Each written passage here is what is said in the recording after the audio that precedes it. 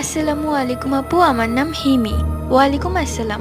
আমার বড় বোনের বিয়ের আগে থেকেই ওর সাথে একটি জিন ছিল। সবাই বলতো বিয়ে হওয়ার পর সেই জিন চলে যাবে, কিন্তু বিয়ের 2 দিন পর সেই জিনের আসর হয় এবং শ্বশুরবাড়িতে এই নিয়ে বড় আপুকে অনেক কথা শুনতে হয়। বড় আপু রাতের বেলা ঘন্টার পর ঘন্টা ছাদে বসে কার সাথে যেন কথা বলতো, এরকমটা প্রায় তারা অভিযোগ করত। আপুর অতিরিক্ত পাগলামো দেখে তারা বলতো, আপনাদের মেয়েকে আপনাদের কাছে রাখুন।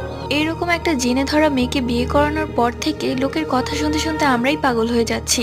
এই বলে বড় আপুকে আমাদের বাড়িতে পাঠিয়ে দেওয়া হয়। জিনে ধরা ব্যাপারটা জানার পর থেকে আপুকে যে কবিরাজের কাছে নিয়ে যাওয়া হতো, সেই কবিরাজের কাছে আবারও নিয়ে যাওয়া হলো। সেই কবিরাজ বলল, এটা অনেক শক্তিশালী জিন, আমি একা কিছুই করতে পারবো না। এরপরেও সেই কবিরাজকে আমরা হাত পায়ে ধরে অনেক রিকোয়েস্ট করাতে সে রাজি হলো, জিনটাকে বন্দি করলো।